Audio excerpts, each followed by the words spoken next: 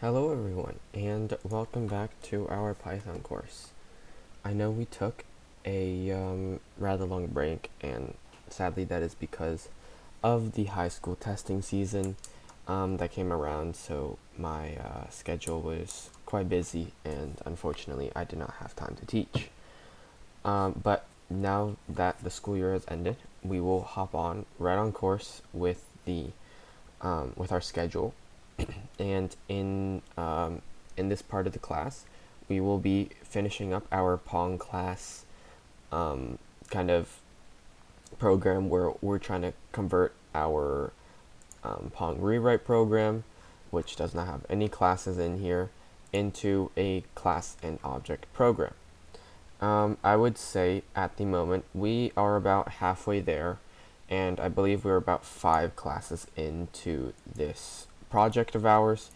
We may pick up the pace a little bit as there are some other topics I would like to explore, but for now we will just continue our conversion into a class and object program. So where we left off, in case you might not remember, is we were kind of finishing up these class methods. We wanted to make sure that every single one of these methods work. And, if you are going to go ahead and, kind of do these programs yourself, there's a couple useful tips I have. So we have all these kind of methods here, and there's a special feature of PyCharm where you can kind of highlight the beginning of each of these methods. So what I like to do is I will highlight the methods that I know are finished. And in this case, I know that our defining method for paddle is finished. I know that our paddle movement is finished. And I know that our draw paddle is also finished. So that is very good. Next thing, we come over here, we go into our ball class, and I know that our initialization function for our ball class is finished. However, our ball movement class is not finished. And I would also like to look at draw ball. So our draw ball function is going to be finished up. Now, this is where it gets a little complicated. Obviously, ball movement is going to be our biggest kind of class in all of the program. And you will notice that we are actually calling our paddle position here.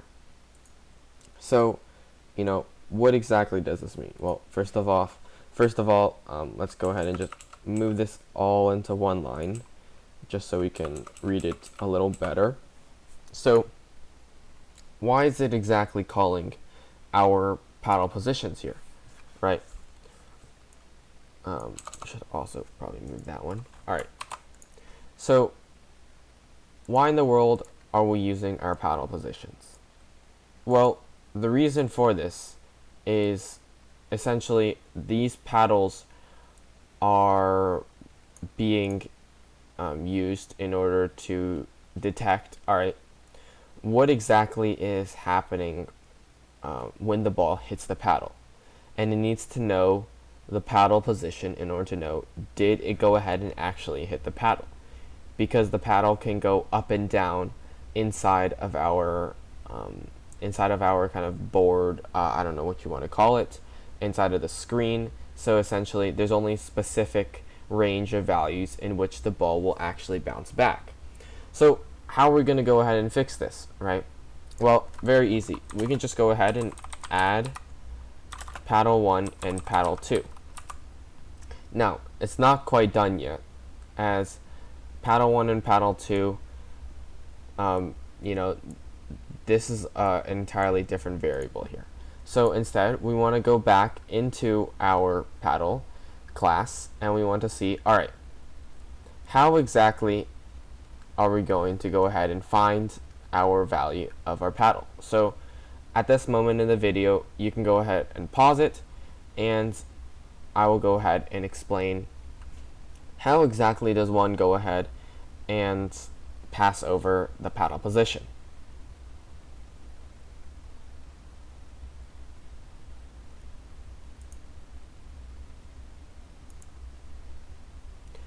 Okay, so you'll notice that we have a lot of different parameters in our initialization function, and each one of these parameters obviously gets assigned to something.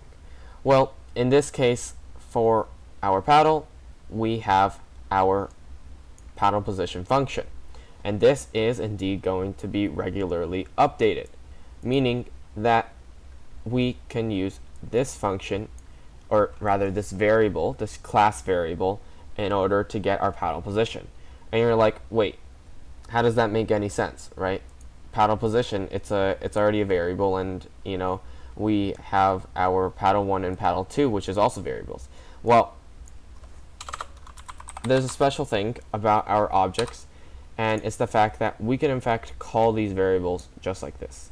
And we're not going to be using self because it is not part of our paddle, or is not part of our ball class. It's going to be a parameter passed in, and we want to do this for every single occurrence of paddle.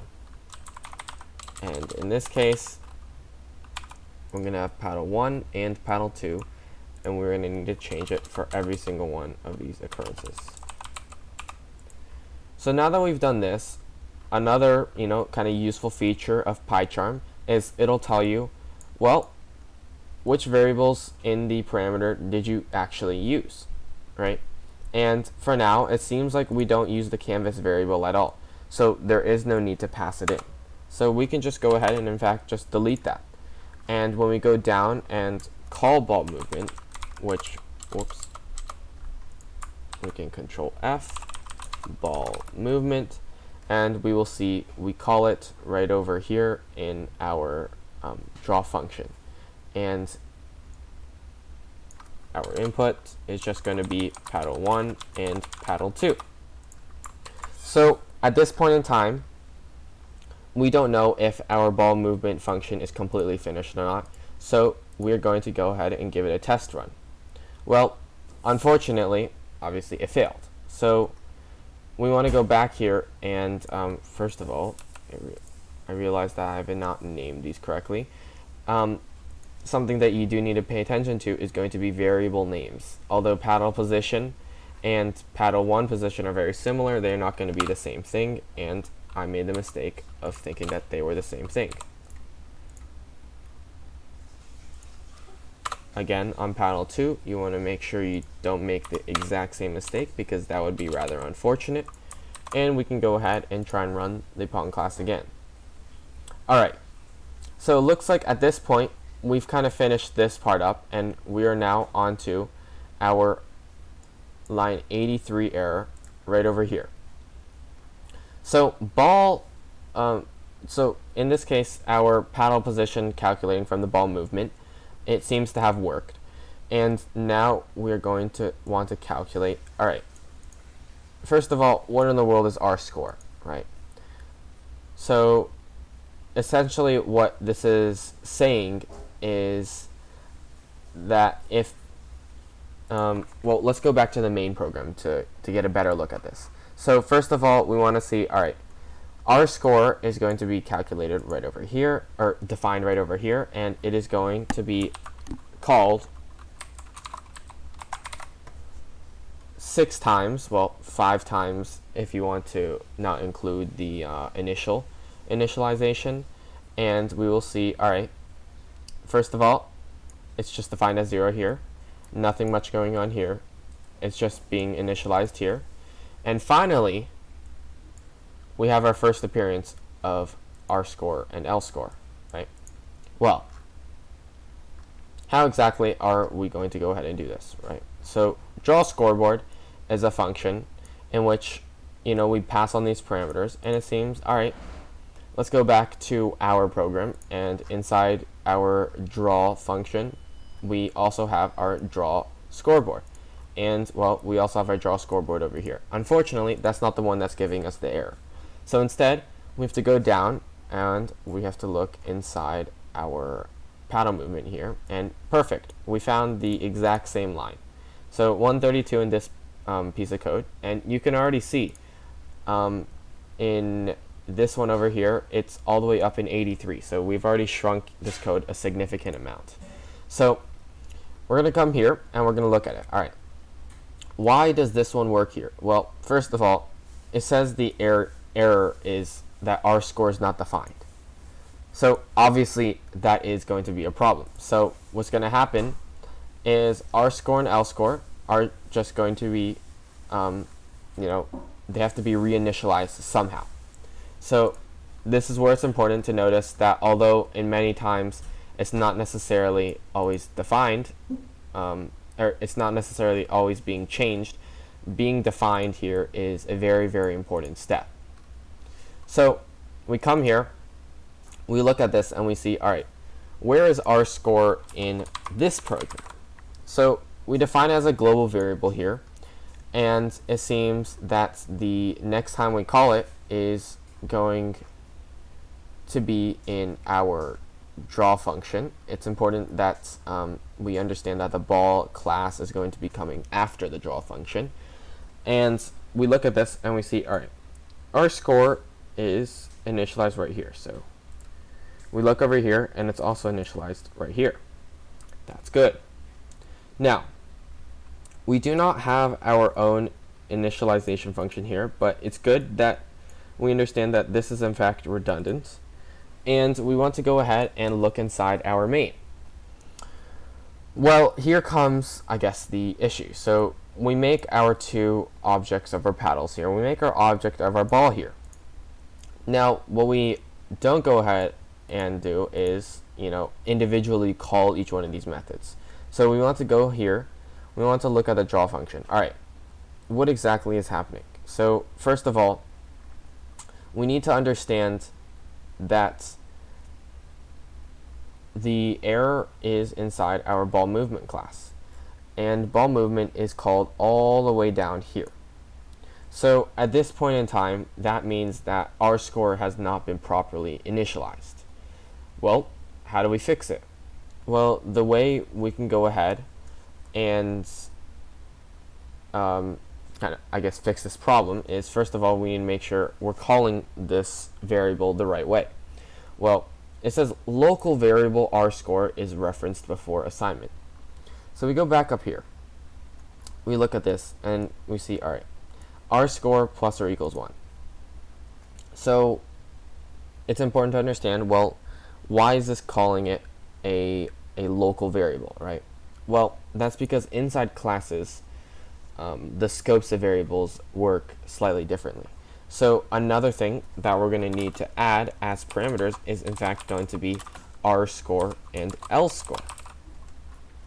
So it's important that we remember that there's also the alternate right and left scores, right?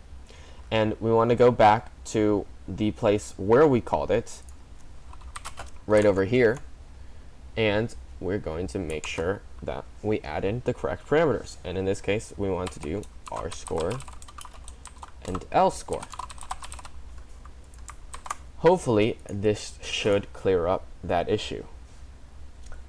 That did clear up the issue, and now we're on to the next error. And this is how your programming will go. As you go ahead and you debug every single one of these, you will go ahead and kind of figure out which ones are exactly working values and or functions and which ones aren't. So now we go ahead and we look at our next kind of next function here. So ball init. Well, what exactly is ball init? Well, ball init is going to be a function here, and we didn't include this in our ball class, I believe. Yeah, we did not, and it seems that, well, we've kind of missed this entire one. So we're going to need to go ahead. We need to put that into our ball class, and then we're going to need to notice, all right, well, why do we miss it? All right, so ball init is going to be another initialization function, but it's not quite just an initialization function. Instead, it's going to be kind of a calculation from the width and height of the ball position, and it's going to be kind of it needs to be called every single time the ball has to reset, and that's really the entire point of it. So right over here, we look inside this and we'll see, all right, right is going to be our the value that's going to be passed on, but right isn't a very good one, so I'm going to go ahead and call this bool instead, or boolean. Now that we know, alright, this is going to have a true or false value. So, when we go ahead and we look at this and we see, alright, what exactly is happening? Well, ball position here is going to be kind of the way we go ahead and determine the first direction the ball is going to go in, since it can go in either the left or right direction, and also the place where it's going to start in the middle, right? Now, ball position and ball velocity are both going to be our class variables, so we do not need this line over here. Instead, we're going to need to put self here, and we're going to want to call our self.ballPosition, self.ballPosition is equal to width over 2 and height over 2. Well, what are width and height? They're just going to be our global variables. So this is going to be the initial kind of the initial values that this is going to go ahead and take on. You'll notice the reason why it's over 2 is because we want it to be smack in the middle. Now, we have finally been able to define our ball position. Now, next thing we want to do is make sure that everything else here is working just fine. Well, we don't have a ball velocity variable quite yet, so we want to make sure we include this as well. And it seems at the moment that everything should be working after we do this run. And so as we can see, you know, it's obviously not working perfectly. We have our two paddles on the exact same side, and it's not moving correctly quite yet. So it seems as if the left paddle and the right paddle are kind of right on top of each other, but this is not to worry. And you're like, well, why is this not to worry? All of this code right here is based upon 3 lines. These 3 lines. And we just put random values in here. And that is going to be the reason why we're not going to get any accurate values. So we're going to have to go back and we're going to have to find the initial correct values to actually put in here. So our for our paddle, it is going to be, I believe, all on the initial ones. We're going to need width, height, and color. That is good. And when we go down here, so we put our width, height, and color. So this is where it gets a little bit tricky. Since we are going to have kind of our 2 paddles here, the way it's going to be manipulated has to be done very, very carefully, because they are both still objects. And obviously our ball is completely off, since we just put 0, 0, and 0, 0. Instead, something that we should be putting, it's our initial ball position and ball velocity. We will go ahead and edit that later, but for now we need to make sure we focus on our paddle 1 and paddle 2. So why exactly is this wrong? Well, the only function that we have to look at the moment is going to be our draw function. Now, why has this been drawn wrong, right? Well, we'll notice here, this is all going to be our initial initial drawing of the board. And what I mean by that, oh, I just realized you guys could not see that that run and why it was wrong. So why don't I go ahead and rerun that? All right. So this is why it's wrong. You'll notice that both paddles are on the same side, and although they move,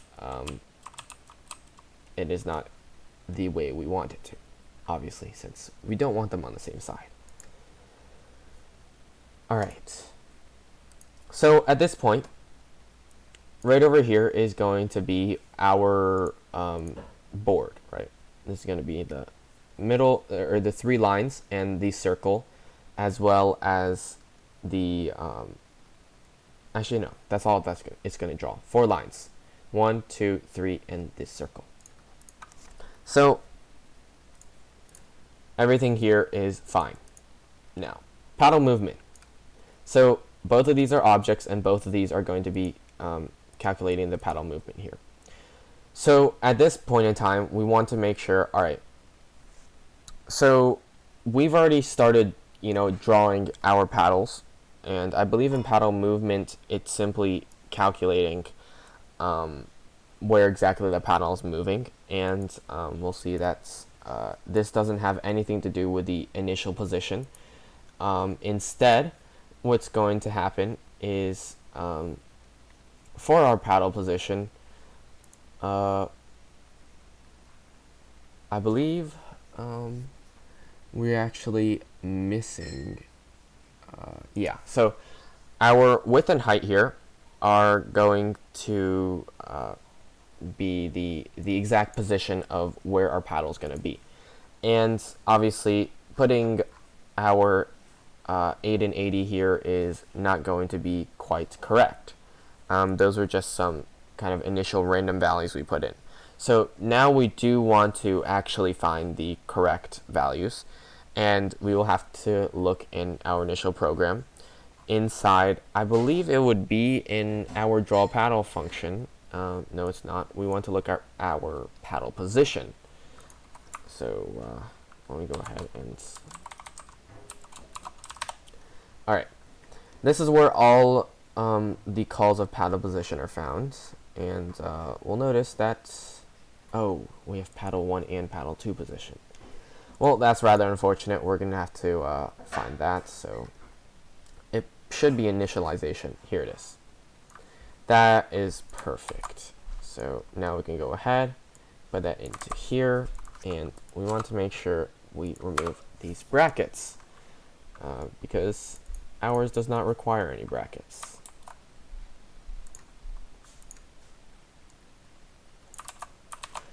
So now in this new run, we can see that they are both moving on the correct sides. Now we want to see, does the scoreboard work? Well, unfortunately, it's not quite adding 1. The balls are bouncing off though, so that is good to see. But our movement is kind of erratic. On the left side, it seems that everything is working fine, but on the right side, our paddle can only move from top to bottom. So obviously, that is going to be an issue we are going to need to fix.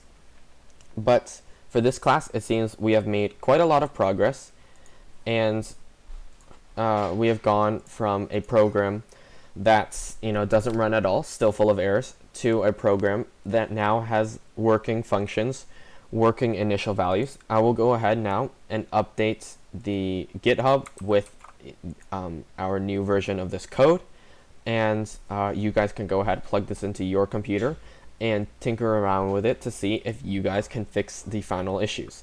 But hopefully in the next couple of classes, we should be able to finish up this this class version of our Pong game, and we should be able to move forward and start, editing some of the base features of Pong. And if we don't, then we will be moving on to more Python topics.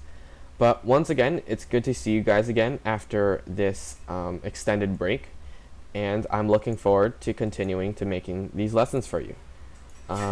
So one thing you'll notice is that this lesson is in fact recorded and not a live lesson, and this is because it's been such a long time since our last one, and I wanted to make sure you guys would be able to easily access this lesson. So again, that's why this lesson is being recorded. But hopefully within the next week, we should be able to switch back to our normal live lessons on Tuesday at 5 p.m. Thank you for watching, and I'll see you guys next week.